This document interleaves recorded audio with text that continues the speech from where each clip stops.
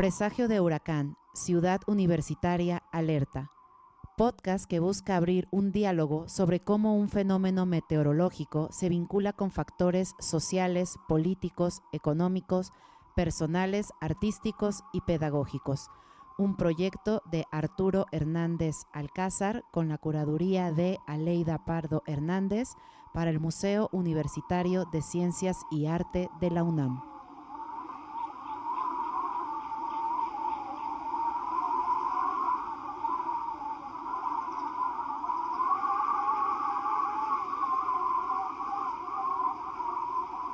Hola a todos, estamos en la segunda sesión del podcast del proyecto de Arturo Hernández Alcázar. El Centro de Huracanes del Museo Universitario de Ciencias y Arte afirma que ningún desastre es natural.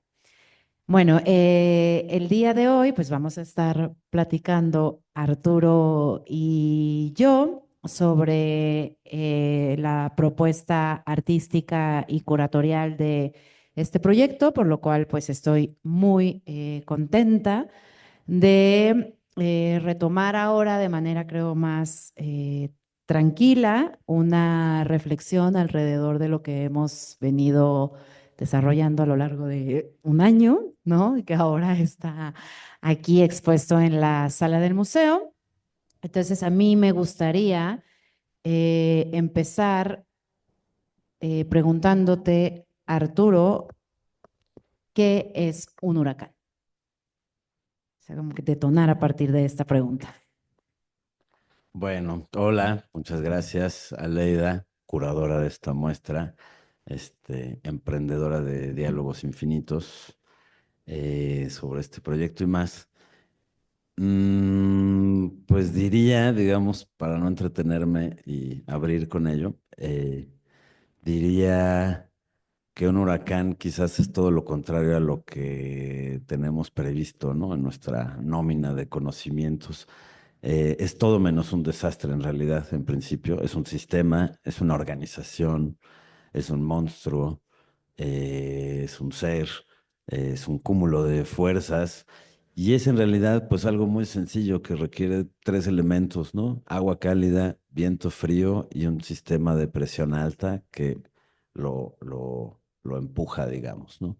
Eh, yo creo que eso es un huracán, un trayecto temporal, ¿no? De fuerzas. Y bueno, ¿cuál es el interés que tienes en justo pensar cómo las fuerzas actúan sobre la forma en la que pues vivimos, atravesamos y concebimos el mundo? Mm. Pues yo diría que es pues es parte del planeta, pues es parte de algo que sucede. Eh, ¿Cuál es nuestra relación con ella? Pues ha ido cambiando también con el tiempo, ¿no? De ser pues una fuerza incomprensible y devastadora a ser un ser temido, a ser un mega objeto, como los llama la ciencia hoy día. Y nuestra relación, por un lado, los huracanes pues finalmente tienen una temporada, entonces nos devuelve como una cuestión cíclica, planetaria, ¿no? Como las estaciones del año, como las cosechas, como las posiciones de los astros y las estrellas que en un cierto tiempo del año son de cierta forma, ¿no? Y también me hace pensar en que todo leemos y todo significamos, ¿no? Finalmente yo pienso, o en principio más bien, pienso que en realidad nada significa por sí mismo, sino que en el momento en el que entra en nuestro campo sensible, afectivo, político, humano finalmente, lo dotamos o lo necesitamos dotar de un significado, ¿no? Pero creo que el huracán también, como fenómeno meteorológico estudiado, también se escapa, pues como que es una fuerza que tiende a escaparse de las categorías. Y es algo que yo también en el proyecto quería como abordar, ¿no? Poner en cuestión las categorías de lo humano, ¿no? O del mundo desde lo humano, ¿no? Y en la cuestión, o sea, el título, bueno, cuando lo pensamos, ¿no? Creo que lo que más nos interesaba era insistir en afirmar que ningún desastre es natural. Entonces es como para mí el centro de todo el proyecto y que tiene que ver con este despliegue, con este gesto político y artístico, que a mí me interesa mucho que nos compartas como tu posición como artista frente a estos fenómenos naturales, por una parte, y también frente a nuestro andar y las huellas que vamos dejando como humanidad, ¿no? Como estos rastros, ¿no? Que siento que tú todo el tiempo tomas en tu trabajo para pensar, pues nuestro, pues sí, insisto, nuestro andar en el mundo, ¿no? Entonces, ¿por qué ningún desastre es natural? Siempre voy a recordar ese día en donde subimos a mi estudio y entre muchos papeles que tenía yo ahí regados, dibujos, notas, había pegado ese papel que decía ningún desastre es natural en la pared, así un poco como las piezas aquí de muro. Y lo viste y fuiste directo a tu libreta a anotarlo, ¿no? Te hizo mucho sentido, a mí también, por eso lo escribí. Este, y tiene que ver pues con esas contradicciones. A ver, yo pienso que el arte tendría que ser una anomalía, una acción o una serie de acciones y sucesos que desestabilizan las estructuras del saber, las estructuras del poder, las estructuras del lenguaje, ¿no? Creo que hace mucho que el arte dejó de ser eh, como esta refinación de saberes para ser más bien un agente del caos o del reordenamiento o de la reorganización, ¿no? En principio, pues diría, pienso que la búsqueda quizás del arte o del artista, de las artistas, pues no tendría que ser la justamente la afirmación de verdades, sino la búsqueda y construcción de nuevas preguntas que ayudan a desestabilizar un sistema que de por sí mismo se está autodestruyendo en su obsesión moderna de captar todo, de acumular todo, de clasificar todo. Y creo que ahí es donde encuentro digamos, ese nodo o ese punto de choque que desde la escultura me gusta pensarlo así, ¿no? Que mi práctica consiste en producir colisiones, pequeñas colisiones que arrojan rastros o restos y que con esos elementos yo voy a empezar a construir una especie de sintaxis a partir de los restantes, los sobrantes, los escombros, los pesos, etcétera, etcétera, a partir de hacer chocar dos cosas. Y en este caso, pues es hacer, a mí me fascinaba mucho la idea de que toda ciencia fue una magia, ¿no?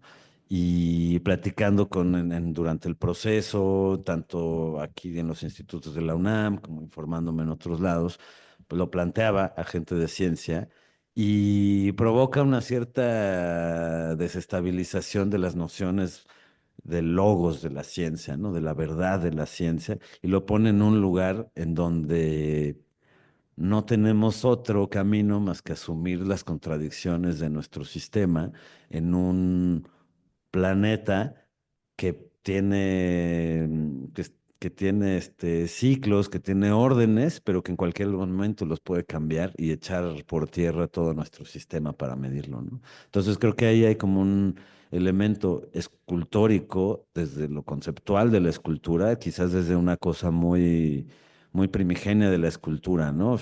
Así, la escultura más vieja, pues es arcilla modelada o es un bloque de piedra extraído de una montaña que va a ser golpeado con la fuerza de una herramienta, de una persona, de una máquina, y que va a encontrar en sus vetas una gran forma, ¿no? El David y todas estas figuras. A mí no me interesa llegar a esa forma del David, sino trabajar con los residuos de esas fuerzas, ¿no? Eso es como concibo la escultura. Finalmente creo que toda la pieza, toda la instalación, que son muchas piezas de distintos soportes, lenguajes, etcétera, también componen pues esas materias residuales con las cuales se compone una sintaxis sobre el desastre, ¿no?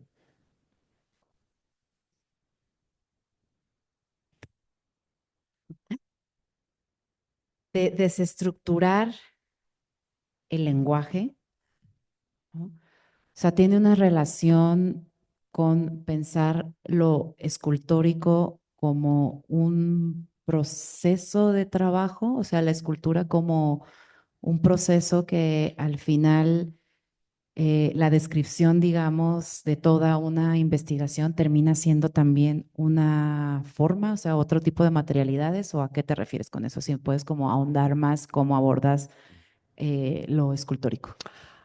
Voy a referirme a una pieza de la historia del arte contemporáneo reciente de la segunda mitad del siglo XX, La base del mundo de Piero Manzoni.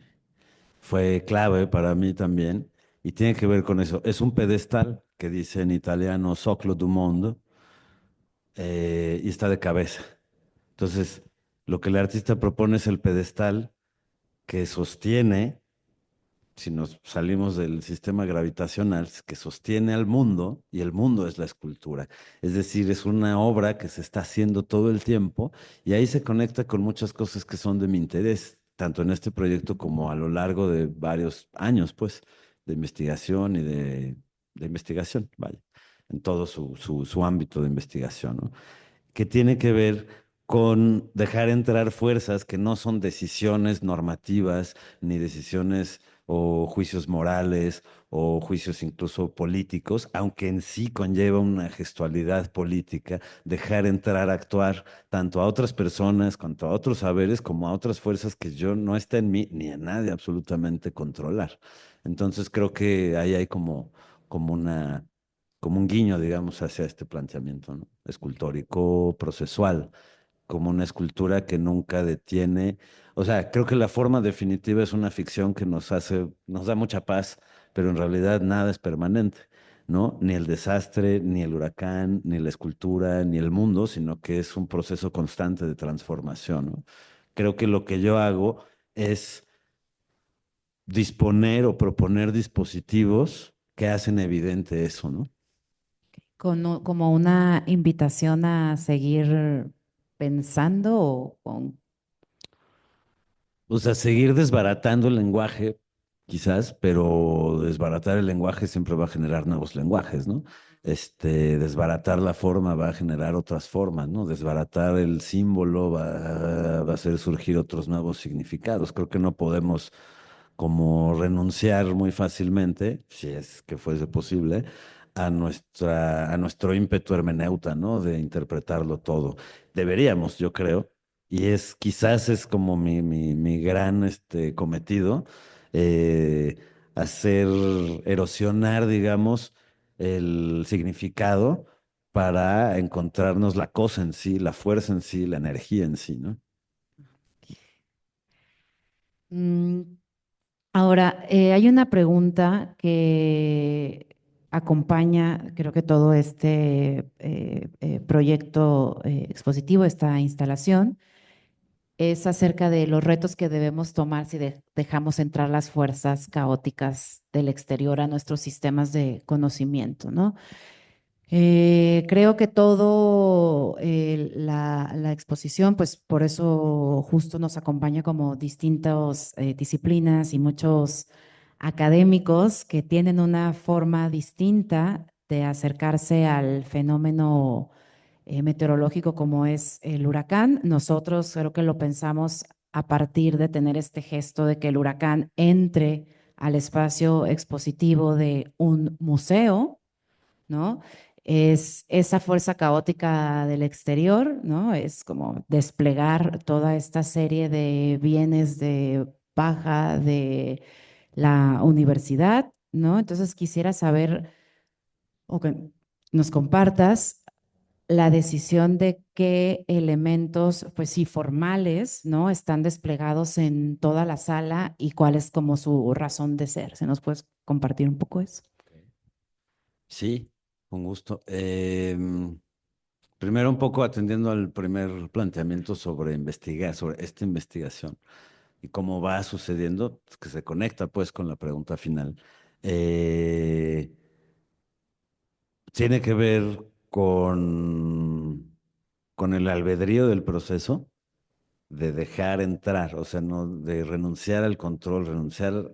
hay una autoría porque hay alguien que se tiene que ser responsable de lo que dice y hace, pero no una autoría como el que hace que surjan de la nada y de su propia inspiración autopoyética que se autoforma adentro de la persona, ¿no?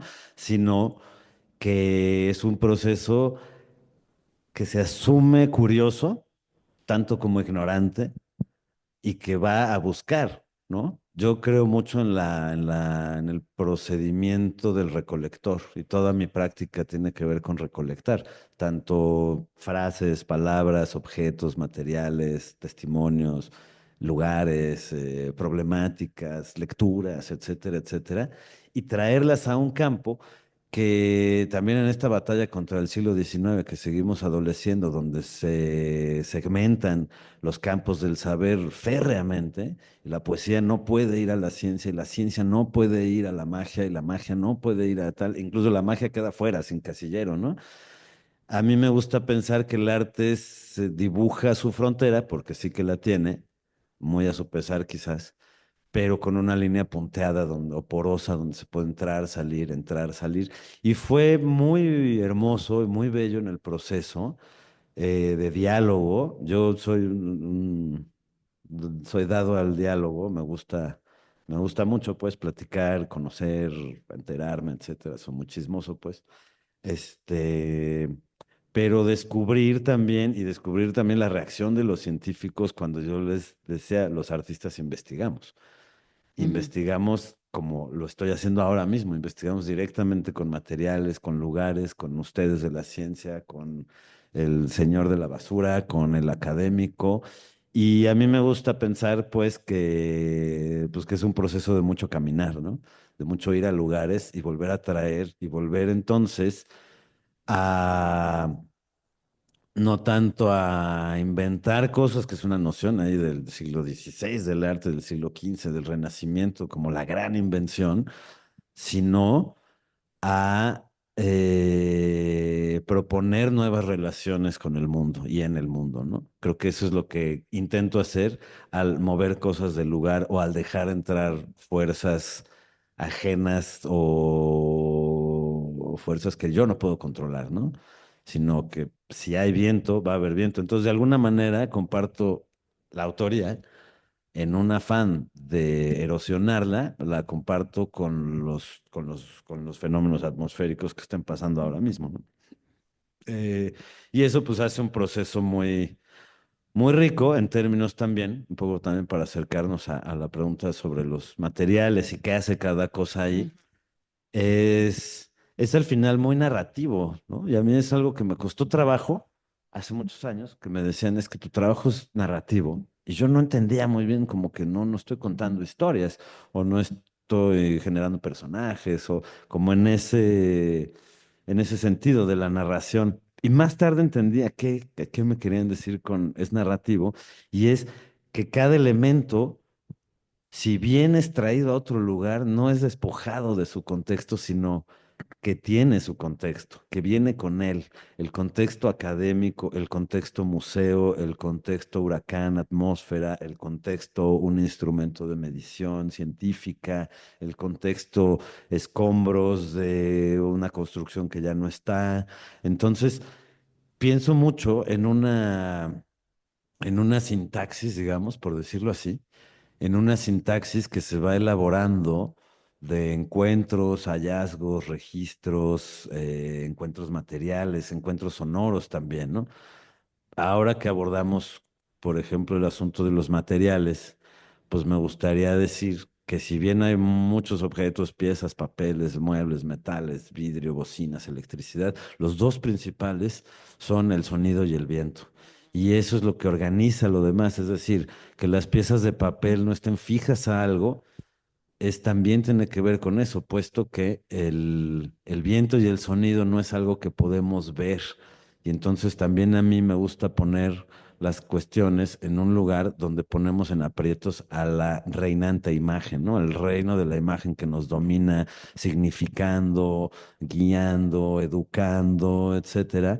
También hay ese juego con las pantallas de proyección de aula que se usaban anteriormente, pues para proyección de diapositivas y después ya vino el video y tal, y después entraron en desuso porque hay otras tecnologías, ¿no? Y me gusta mucho darme cuenta de eso, ¿no? O sea, como todo lo decía el día de la inauguración, en el pequeño recorrido con los científicos y el público que vino, todo saber también destruye, ¿no? El saber también puede destruir, que dicho sea de paso es el título de una obra de Sildo Mireles, que es también un artista que a mí me influenció mucho, un artista de los 60, todavía vivo, del conceptualismo brasileño, que toma este conceptualismo, pero lo sitúa y me parece muy importante situar, ¿no? Este proyecto está situado en la universidad y para mí es muy importante que cobre sentido esa situación, Ujú, ese situamiento, si es que existe esa palabra, situamiento,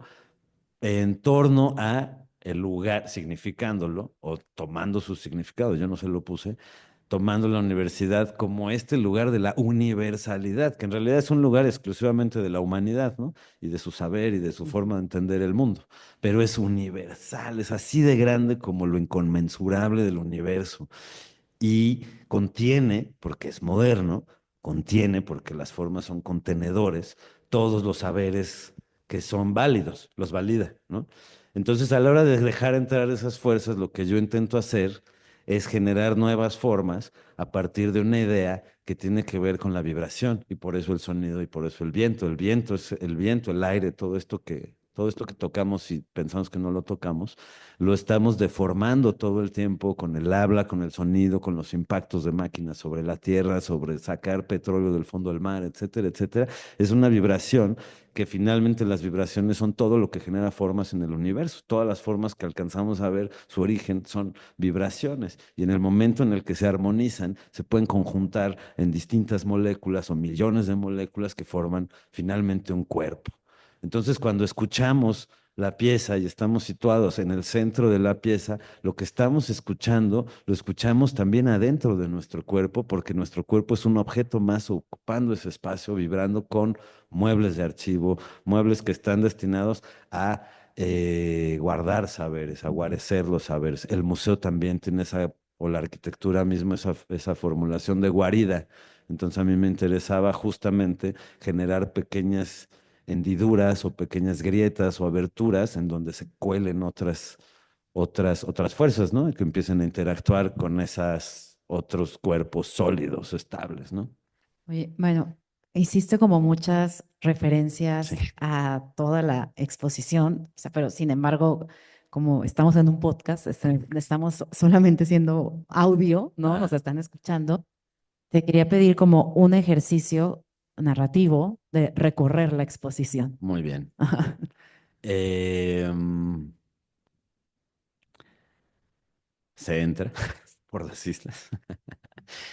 Y me parece que la primera pieza que se ve es la única pieza que tiene un mueble museográfico y es una pieza muy sencilla, muy delicada incluso.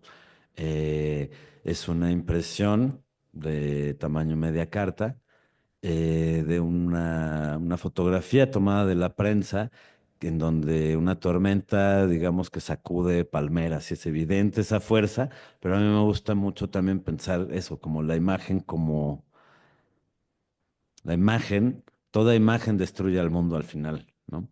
Entonces, capturar, como esas nociones que tiene la imagen de capturar, que son muy, muy militares también, ¿no? Muy bélicas. Capturar una imagen de un movimiento, pues es dejar que ya no sea movimiento. Y encima de esta impresión hay un cubito de plomo de distintos tipos móviles, que de los que se usaban para hacer libros antes, todavía en algunos lugares de los números, de distintos diseños del número cero.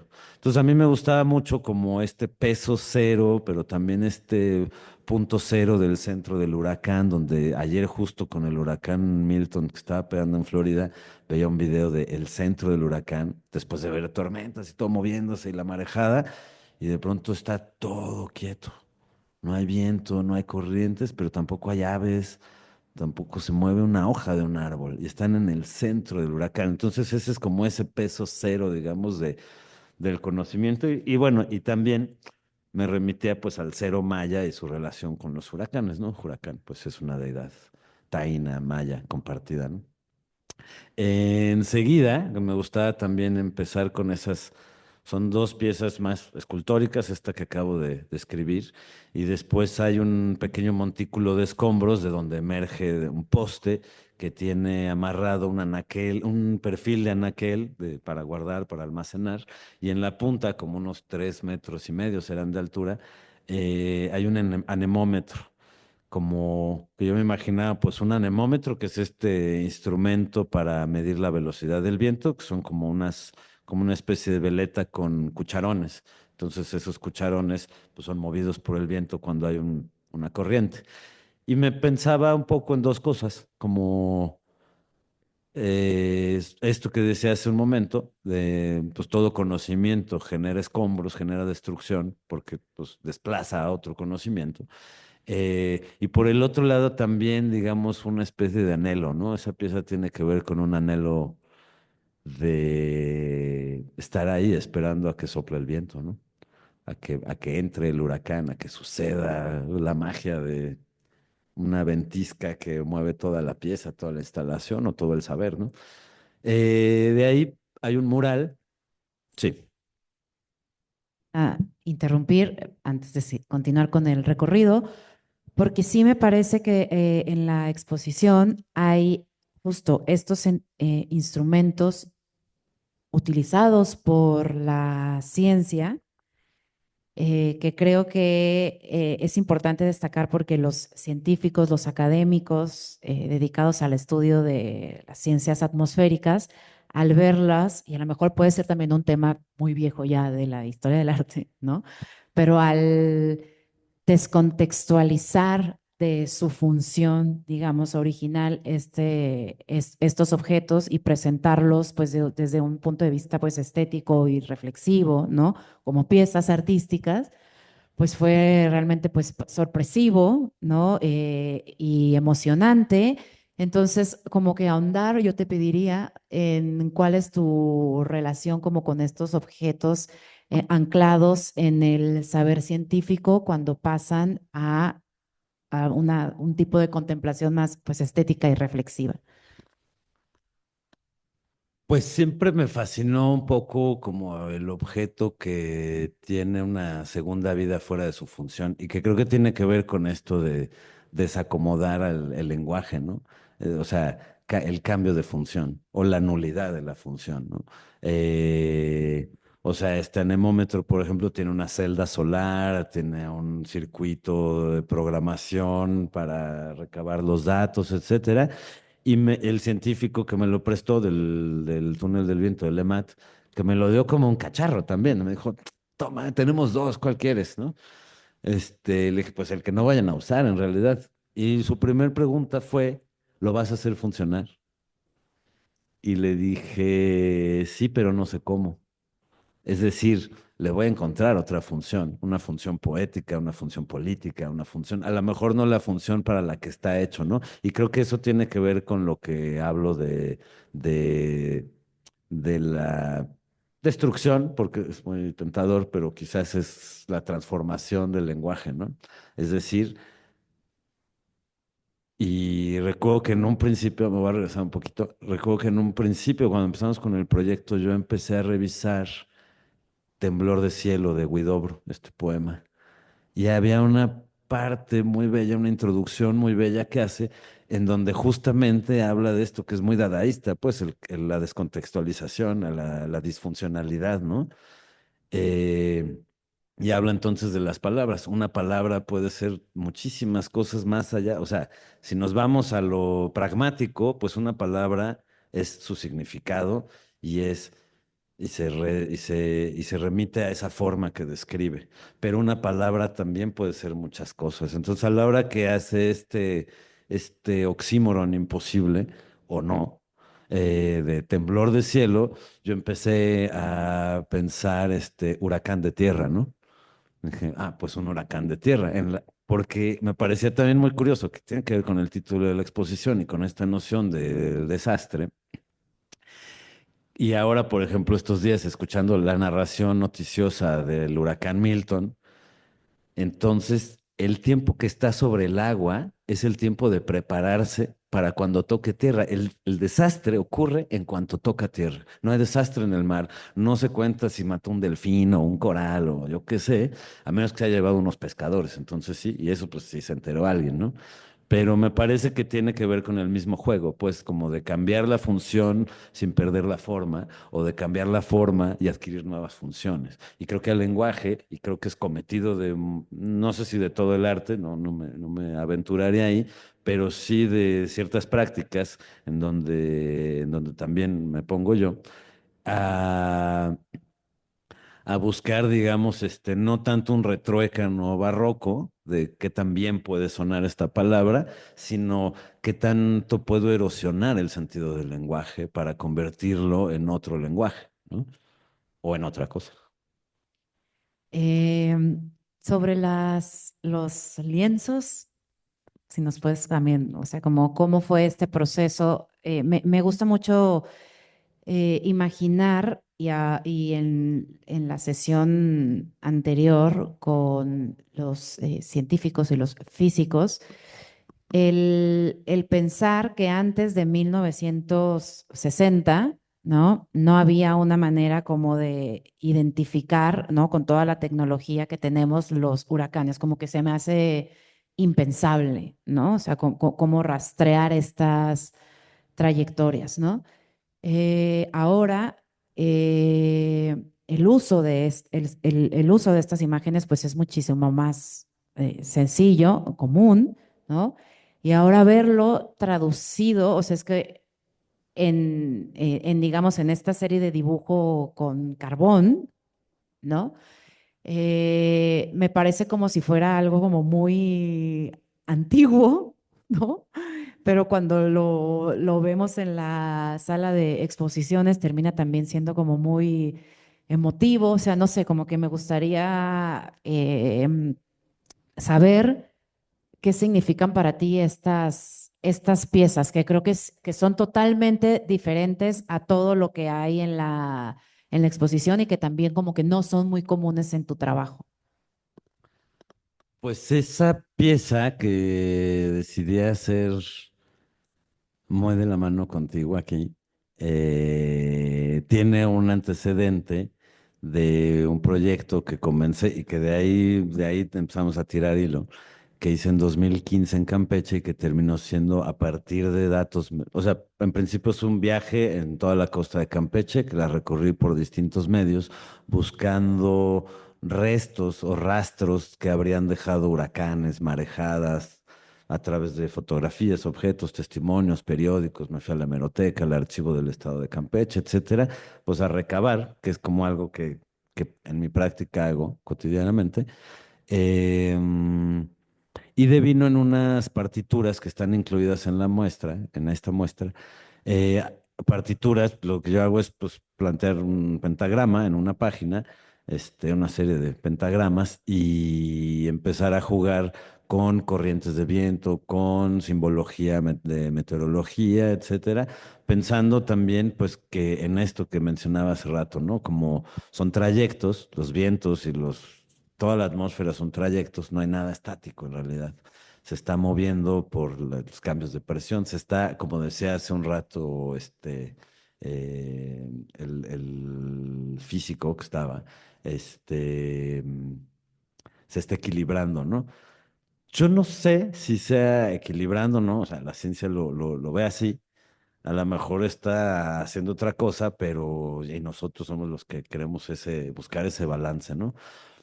Pero bueno, tiene este antecedente pues con las partituras y después decidí hacer estos dibujos en tres tiempos distintos. El primero, el más saturado, digamos que utiliza registros de trayectorias de huracanes desde 1850 a la fecha. Es bien interesante que si bien la era satelital empieza a final de los 50, principios de los 60, la tecnología de hoy nos puede ayudar a reconstruir huracanes que pasaron hace mucho tiempo. Y entonces me parecía interesante superponer todas esas trayectorias y creo que son dibujos que aunque son muy convencionales, o sea, es carboncillo sobre tela, me gustaba mucho también, Yo sí, como que no hay material que use inocentemente, digamos. O sea, el carbón tiene que ver con la edad de la Tierra, tiene que ver con las emisiones de carbón, tiene que ver con el dibujo mismo, tiene que ver con un rastro, ¿no? Con un camino que deja el huracán, que no podemos ver, pero está ahí el camino. Y cuando empiezas a explorar eh, los años de temporadas de huracanes y de todos los años para atrás, te das cuenta que hay huracanes que casi se repiten por su situación electromagnética, de tormentas, de presión, etcétera, y hacen formas muy, muy, muy similares algunos, y hay unos que nunca se repiten, como el que está sucediendo ahora en el Golfo de México, Florida, ¿no? Que es una trayectoria súper poco común, pero no es la primera vez que hay anomalías, está lleno de anomalías. Creo que también nuestras nociones son las que van cambiando y van, digamos, encontrando nuevas anomalías en la medida en la que es más precisa nuestra medición. Los dibujos tienen que ver entonces con esa superposición de eventos sobre un mismo lugar, ¿no? Y volver y volver y volver hasta atascar, hasta llenar, hasta saturar. Y en ese sentido, no solo al hacerlo, que me parece así como muy rico, digamos, el sonido de dibujar, el sonido de devastar un material friccionándolo sobre otro soporte, sino también un asunto sonoro desde el punto de vista de la saturación del espacio, ¿no? Eh, y también con este asunto de, pues, de que en el centro del huracán no se escucha, ¿no? O sea, viaja el sonido, si tú y yo estamos en el centro del huracán, pero no puedes escucharlo de afuera, ¿no? Puedes escuchar las paredes, que son las más veloces de viento, te va a atravesar la primera, vas a estar en el centro y después va a venir la segunda, ¿no?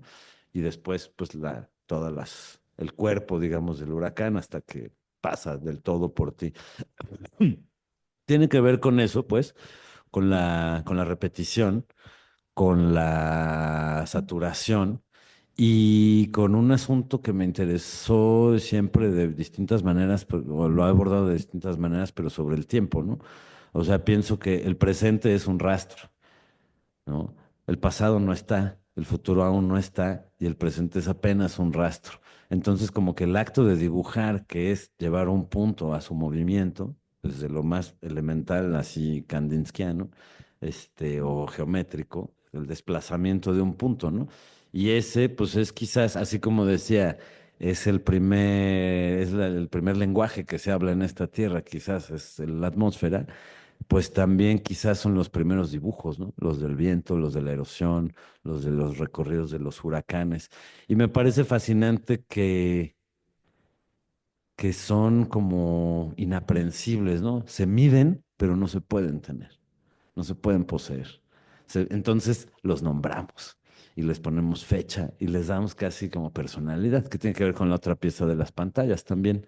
Pero refiriéndome a esto de tiempo, entonces hay un dibujo que es muy, muy, muy saturado, el cual tiene información de huracanes de 150 años, que es bien interesante, decía, porque esta tecnología actual puede reconstruir el recorrido de un huracán que sucedió en 1840, ¿no? Eh, Creo que, por ejemplo, ahora que decías de lo satelital, yo creo que su genealogía más directa viene del panóptico. Y del panóptico para atrás, pues es Dios, ¿no? El que ve y controla todo. Y quizás en medio, pues esos representantes autonombrados de Dios, que son los reyes y que ven on top of a mountain, ¿no? En el castillo y desde ahí ven todo y son vistos. Creo que es la misma genealogía. El último de los dibujos, bueno, el segundo es muy aleatorio. Quise hacerlo muy aleatorio, como no respetando la zona, sino más bien buscando algo así como una composición, pero también como los dibujos casi que los hacía, no a ciegas, no diré que a ciegas, pero era difícil ver lo ya hecho y lo que estaba por venir.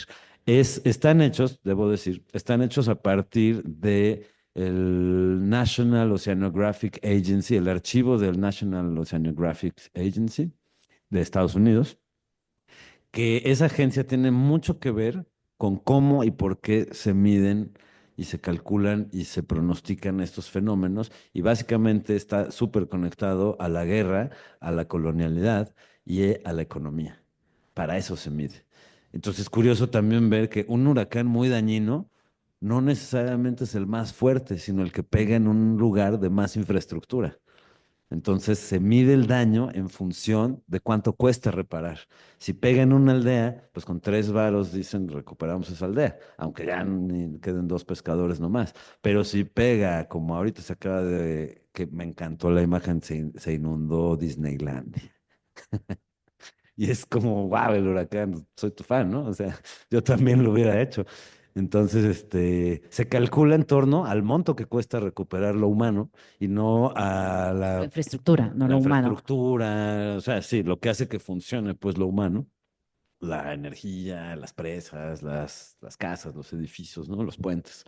Entonces ahí es muy curioso. Y bueno, regresando al tercer dibujo, que es el último que realicé y es el más, digamos, el más vacío de todos, es un registro de la misma agencia de la NOAA, que son los años recientes. Están más o menos hechos entre, o sea, capturados ahí de 1980 a 1900, final de los 90.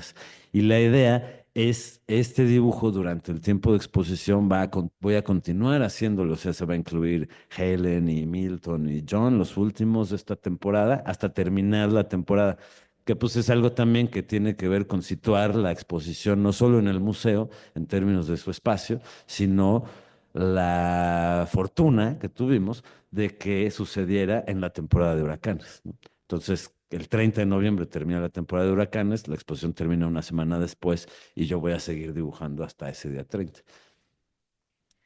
Bueno, otra idea que me gusta mucho también como evocar es la idea de la nulidad de la función. ¿Por qué? Porque eso me obliga o me remite a pensar en la pieza de las mallas. Cuando nosotros entramos a la sala de exposición, pues lo que te recibe es una malla sombra a lo largo del espacio desde las alturas, ¿no? Ujú.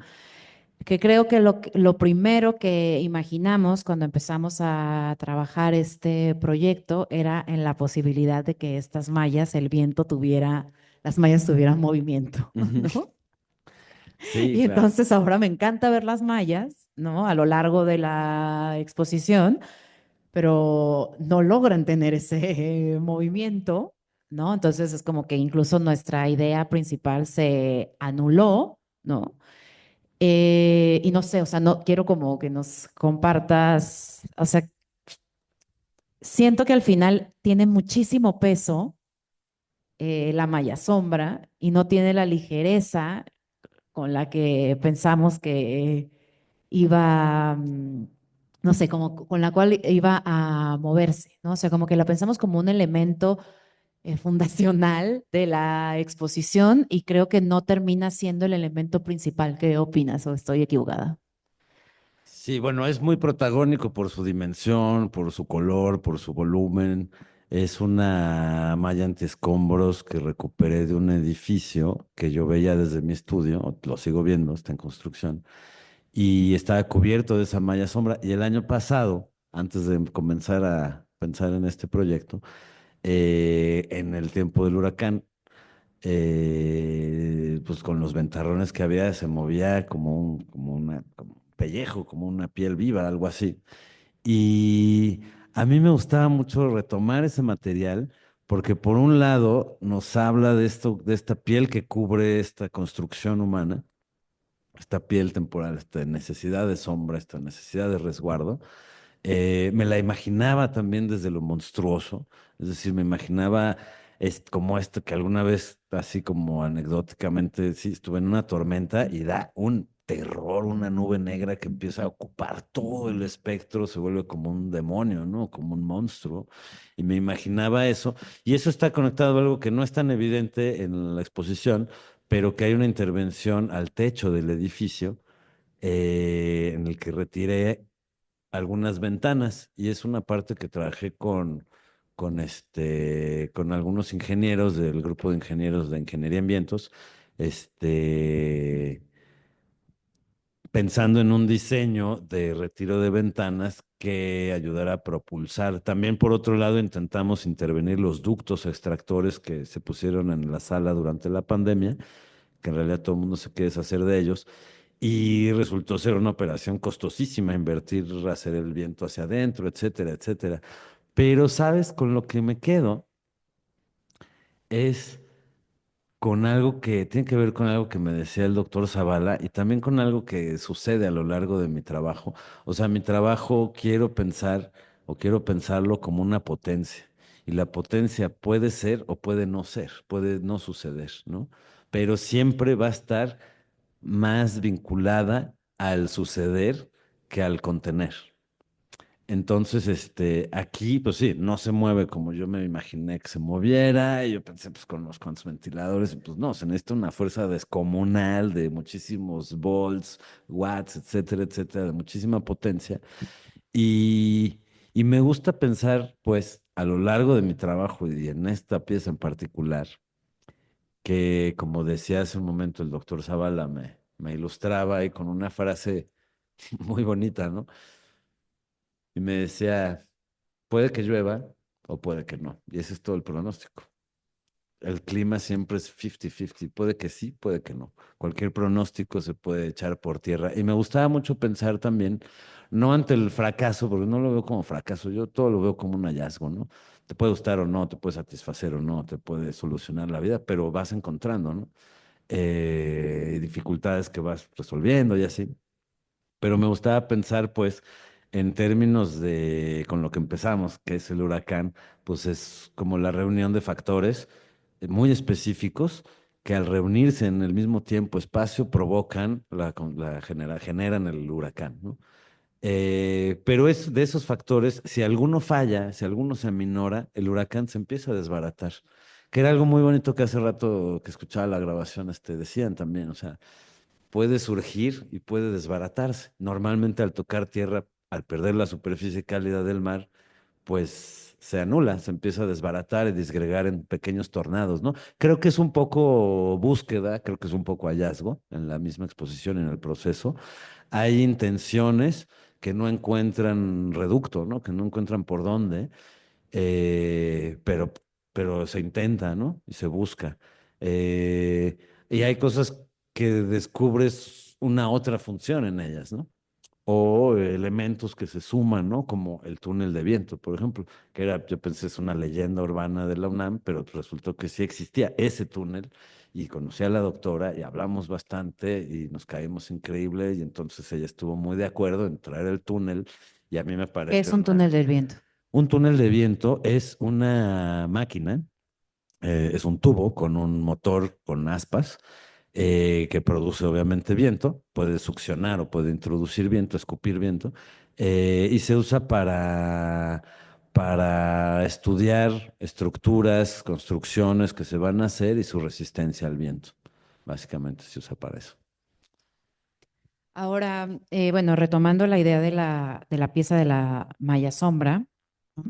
Que era necesaria, es necesaria como mucha energía, ¿no? Una potencia descomunal, como dices, ¿no? Para su movimiento, me hace pues voltear inmediatamente a la que yo creo que es la pieza, ¿no? O el paisaje que no tiene que ver como de manera tan evidente con la idea de el huracán. Si bien a lo largo de la exposición vemos el dibujo de las trayectorias, el archivo, la sensación de estar en un huracán, los instrumentos científicos de medición, ¿no?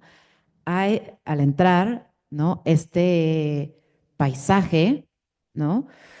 Que es para mí el elemento evidentemente político y crítico de la exposición, ¿no? Pensar la capitalización del aire y de la energía, si nos, son las piezas, si nos puedes como hablar de este paisaje, a qué me estoy refiriendo, Sí, describirlo.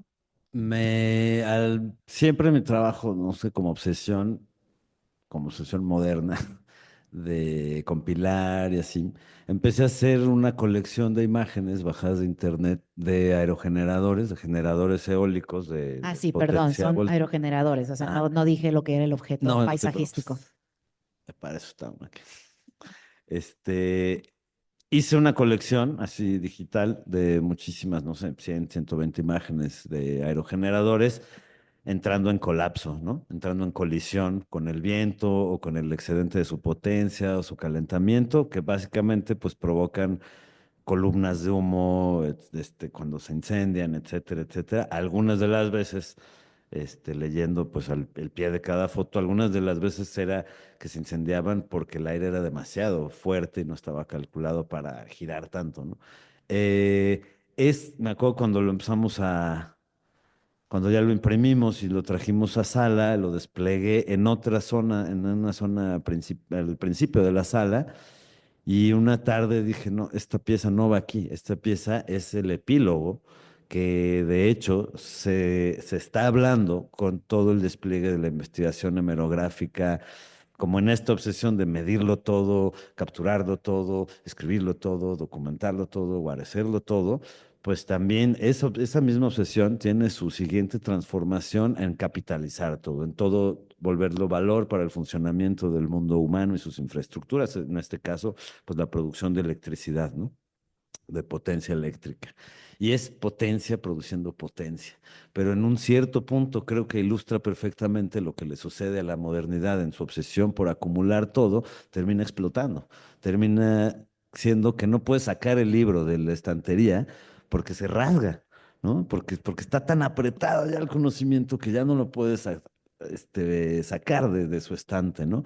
Me parece que funciona un poco de la misma manera. Es por un lado la única imagen que es un paisaje, a diferencia de las imágenes satelitales, que son estudios planos, ¿no? De algo que es multidimensional y dinámico, que ahora se estudia como dinámica y por mucho tiempo se estudió con líneas planas, ¿no? En planos, en esta idea del mapa, digamos. No me quiero imaginar el alucine que debe haber sido para los fenicios, el primer carnal que llegó con un mapa y dijo, este es el mundo. Dijeron, ¿qué? O sea, estás loco, güey, ¿no? Entonces es lo mismo pues con los satélites o el primero que llegó y hizo un panóptico, ¿no? Pues, hay que ir a Lecumberri a ver cómo es, ¿no? Es un aparato absoluto de control. El satélite pues también, ¿no? Y creo que en ese salto, así de, bueno, salir de la atmósfera para vernos a nosotros mismos, nos, nos cambió la sensibilidad y la percepción. O sea, la idea de habitar el mundo es otra, 60, 70 años atrás, ¿no? O con las embarcaciones, ¿no?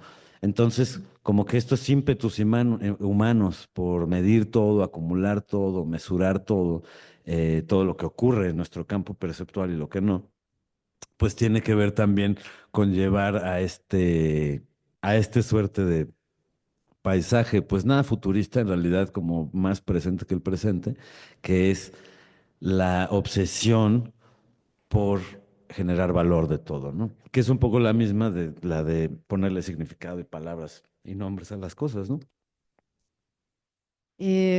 Bueno, ¿por qué ningún desastre es natural? Porque todo desastre es humano. O sea, vaya, cuando empecé, yo creo que era ahí como una sesión en mi estudio, que estaba yo dibujando, haciendo Ajá. notas, leyendo algún artículo, etcétera. Es muy padre pensar que lo que nos decía alguno de los doctores, o sea, en la atmósfera alta todo es caos y reina absolutamente el caos. Y cuando ya estamos cerca, o sea, cuando ya estamos en la corteza terrestre, el viento es más laminar, o sea, está mucho más organizado por las protuberancias, montañas, sierras, mares, etcétera, ¿no? Em, pero, ¿qué iba a decir? ¿Por qué ningún Ningún desastre es desastre es natural. natural? Fíjate que cuando yo era muy chiquito, pues tembló muy fuerte en la Ciudad de México y pues yo creo que a todas varias generaciones nos marcó eso, pero de niño era algo muy alucinante porque la arquitectura se asume como algo permanente, como algo indestructible.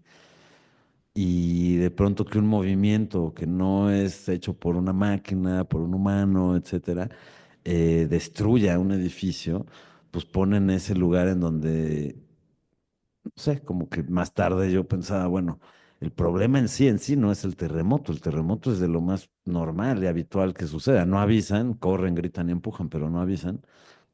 Pero es en el momento en el que entra en contacto, en el que encuentra el armónico. O sea, cuando un edificio se cae, es que encontró la armonía con el movimiento del suelo. Y entonces en ese momento, pues se quiebra y se cae. Y pasa, yo creo que lo mismo pues con los fenómenos meteorológicos de gran calado, de gran afección, que se vuelven desastres hasta que entran en la arena de lo humano, de la infraestructura, esto que decía hace un rato, ¿no? El tiempo que cruza, el tiempo que le lleva al huracán cruzar el Golfo y que es categoría 3, que es categoría 4, que se vuelve toda una narración dramática de preparativo para el momento en el que toca tierra.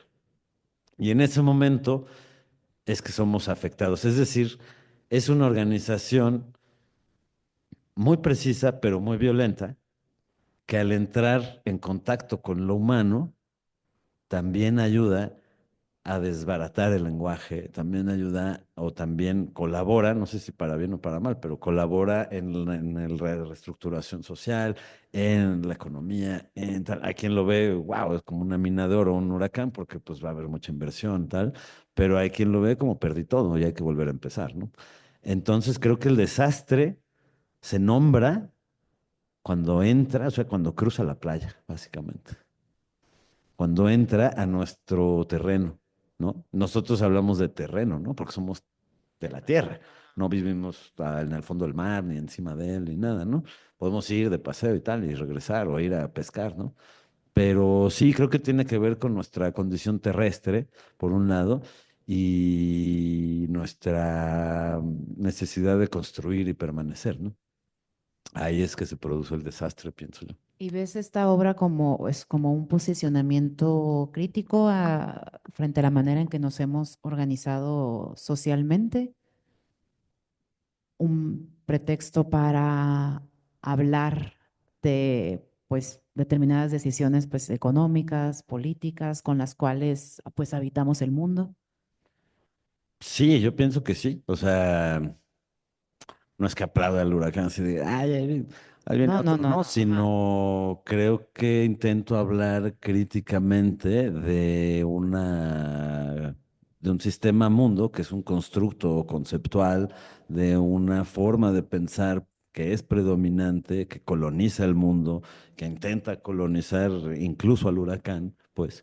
eh, y que finalmente pues se va a encontrar con esas fuerzas que lo van a desestabilizar, que esta ensoñación del orden absoluto no va a ser posible ese proyecto humano, por suerte. Mm, ok. Bueno, ¿cómo crees tú que influye el arte en la comunicación de los fenómenos meteorológicos? Wow. Wow. O sea, ¿es posible establecer una comunicación, una relación? Bueno, al final lo estamos como Sí, haciendo posible, ¿no? sí, sí, sí, Pero bueno, está aquí, ¿no? está aquí. Ajá. Em, por un lado, por ejemplo, sí, todo este momento de información que en realidad lleva años, o sea, desde los años 30 o antes se avisa que el uso de combustibles fósiles nos va a llevar al carajo. Que este ánimo, esta fe en el progreso, que es parte fundamental de la ficción moderna, nos lleva al colapso de eso que queríamos construir. Entonces nunca vamos a llegar, porque avanza tanto que se va destruyendo a sí mismo, ¿no? Es como una especie de monstruo que al caminar se va erosionando, ¿no? Y cuando llegue ya no va a llegar él, va a llegar otro, ¿no? Porque ya se va a ver transformado también. Entonces creo que es como la narrativa humana, ¿no? Así de estar yendo y nunca llegar, ¿no? Querer fijar y no se puede fijar. También creo que, así como hablando de las piezas, creo que también por eso decido, pues, esta como volatilidad de algunas de las piezas. Los dibujos de carbón no están fijados, ¿no? Y yo en mi mente así, ventarrosa, yo decía, se van a borrar los dibujos a lo largo de 2 meses porque el aire va a estar entrando, ¿no? Va a estar sometiendo a ese proceso de erosión, ¿no? Al soporte. Em, yo creo que se habla mucho. A ver, aquí hay un asunto. Y le pasó lo mismo con la colonialidad, y pasa lo mismo con la extracción, y pasa lo mismo con los temas climáticos y de calentamiento global, que pues ahora sí que ya llegó ese momento, ya estamos en ese momento donde las consecuencias que nos avisaron hace 30, Ya 40 están años aquí. ya están aquí. Pero también creo que se establece una narrativa que no nos deja avanzar mucho, y que es lo más humano de lo humano, que es el drama.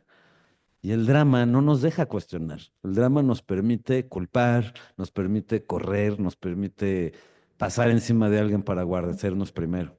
Nos permite quizás incluso cosas bellas como la solidaridad, la sororidad, ¿no? Pero a- o sea, a mí me encantaría que llegara al punto en el que nos hiciera cuestionarnos muchas más cosas como lo humano, como lo natural, como un constructo humano que en realidad no comprendemos del todo, que quizás hace miles de años sí lo comprendíamos mejor, pero con menos movilidad, ¿no? Hoy sí nos podemos desplazar por todo el mundo relativamente fácil, ¿no? Yo creo que es de un calado de responsabilidad grande acudir a estas problemáticas desde el arte para, por un lado, para no caer en este drama o en este enunciado muy del capitalismo tardío de la crisis es una oportunidad. O Ujú, sea, la oportunidad se acorta, se angosta cada vez más. Y estamos en un punto en donde la gente de ciencia por un lado, nos advierte de, bueno, ya estamos en ese momento, es muy crítico, va a haber que tomar medidas muy drásticas, tanto política como económicamente, lo cual es un desastre en realidad. El desastre, por eso digo, es humano, porque, porque en realidad lo que creo es que la lógica va a ser salvar a algunos cuantos y dejar a otros a la deriva, que un poco siempre ha sido así, ah, ok, sí. pero cada vez más, más drástico y más radical, por un lado. Creo que la forma en la que se comunica, no sé si es como lo abordaría.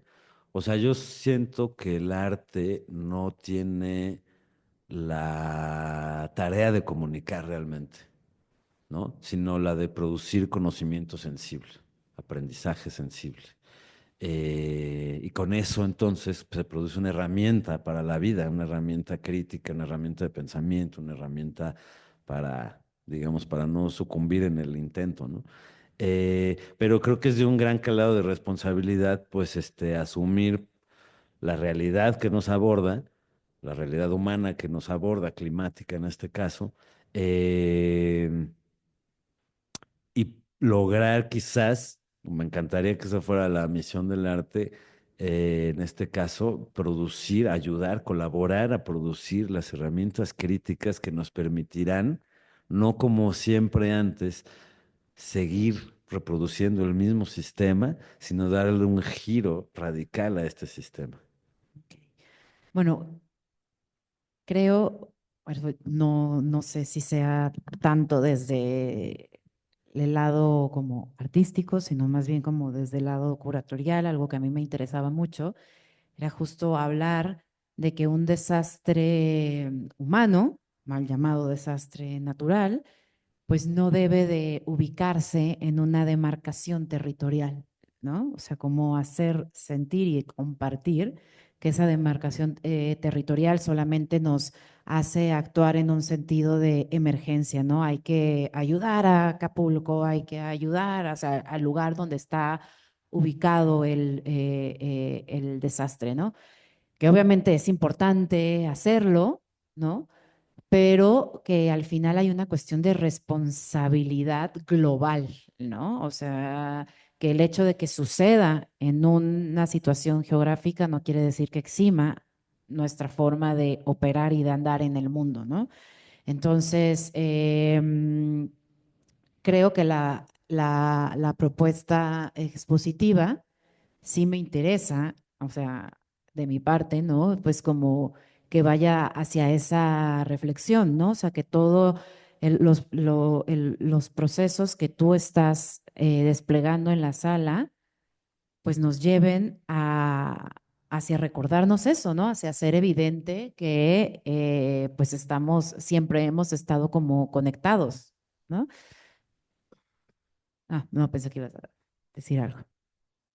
Eh, entonces, no sé, también quiero como mencionar que todo proceso artístico y toda pieza artística también es un proceso de investigación, pero que en este caso pues estuvo vinculado con otros institutos de la universidad, que no me gustaría dejar de mencionarlos.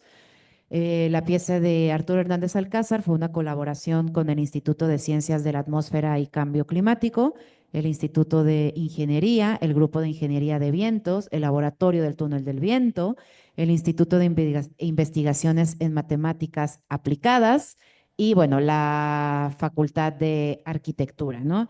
Entonces, esto nos hace pensar justo el carácter múltiple que tiene esta escultura sonora, arquitectónica, ¿no? O sea,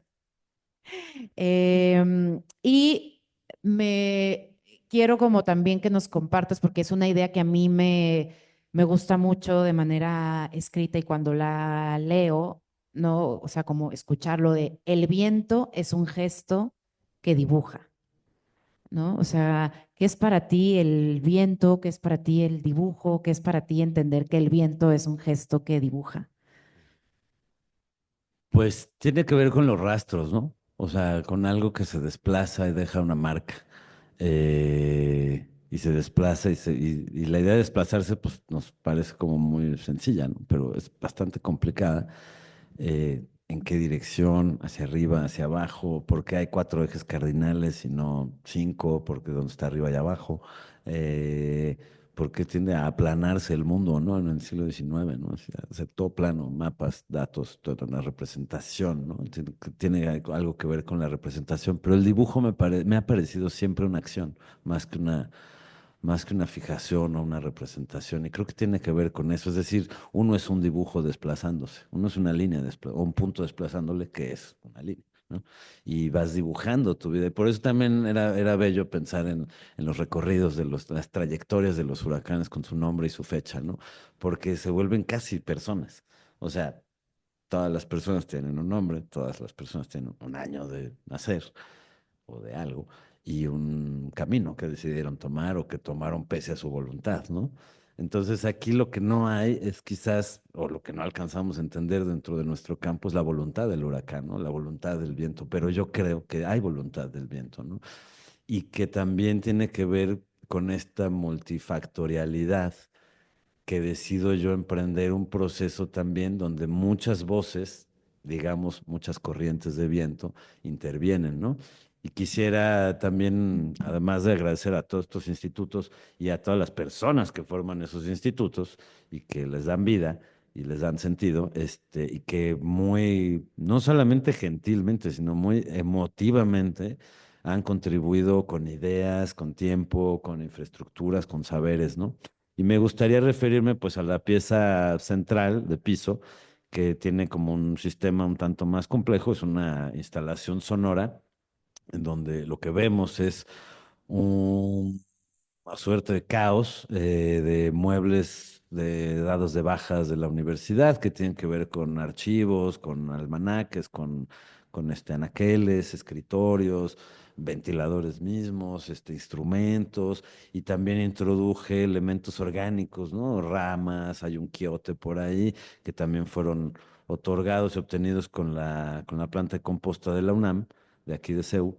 Eh, a los muebles están añadidos unas redes de bocinas, distintas bocinas, en total suman, me parece, 26, eh, que están reproduciendo tres fuentes de sonido distintas. Y ahí hubo un gran trabajo con el Instituto de Ciencias de la Atmósfera y Cambio Climático, con Miguel Ángel Robles, con Joali Hernández, con el doctor Zavala y pues con su instituto en general.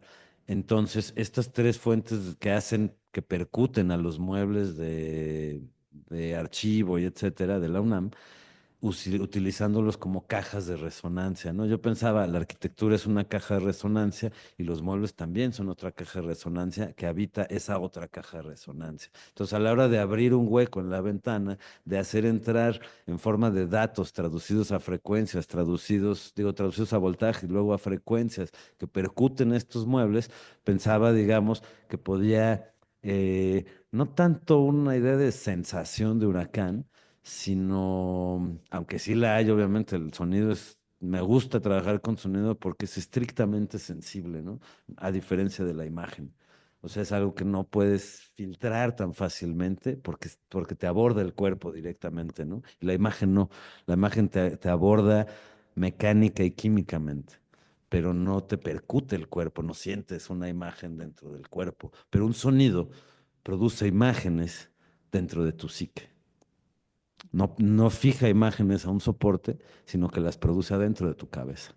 Y eso a mí me interesaba mucho en un nivel, sí, quizás de sensación, pero también sobre todo de fuerza. El sonido es fuerza viajando a través del aire, modificándolo, haciéndolo vibrar y estrellándose en los objetos o desviándose de ellos. Entonces, por un lado, pues es este sistema, voy a narrarlo un poco así técnicamente.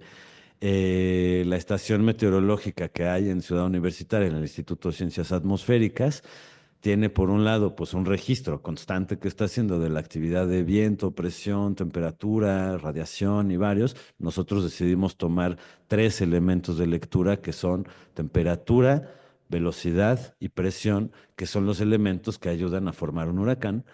En esta hipótesis ficcional de que se produzca un huracán en Ciudad Universitaria, que estamos lejísimos del mar, aunque esto fue un mar hace millones de años. Esa es una de las fuentes de sonido, digamos, estos datos que son pulsos de voltaje traducidos a un archivo de números, una gran larga columna de números. Por un lado los de tiempo real y por otro lado el archivo histórico, que lo que hice fue tomar temporadas de mucho viento en la ciudad o las temporadas de lluvias, etcétera, para tener todas esas variantes que nosotros traducimos a números para medirlas y devolverlas a un sonido que se va a impactar en los muebles, provocando que estos muebles sean el amplificador, digamos, y a través del cual se sigue vibrando el aire de manera que entra en nuestro entorno corporal y se aloja en nosotros, ¿no? O nos atraviesa. Pues, qué bueno que terminamos también con esto, porque creo que describe, bueno, e invita a quienes nos están escuchando a recorrer la exposición. Ujú. Te quiero agradecer, Arturo Hernández Alcázar, por también la posibilidad de trabajar juntos en este proyecto. El Centro de Huracanes del Museo Universitario de Ciencias y Artes afirma que ningún desastre es natural. Es una intervención escultórica que despliega en la sala del Museo Universitario de Ciencias y Arte, mejor conocido como MUCA, una traducción de los fenómenos atmosféricos de Ciudad Universitaria a un lenguaje gráfico y sonoro. Muchas gracias, Arturo. Muchas gracias a ti, Aleida, y también muy agradecido de trabajar contigo y con toda la gente del museo y los institutos y estudiantes que se sumaron. Fue un proceso y sigue siendo un proceso muy divertido en el sentido de enriquecedor, ¿no? Muchas gracias. Muchas gracias y nos vemos en la sesión número 3 del podcast Presagio de Huracán. No, sí, Presagio de Huracán, alerta en Ciudad Universitaria. Nos vemos. Bye.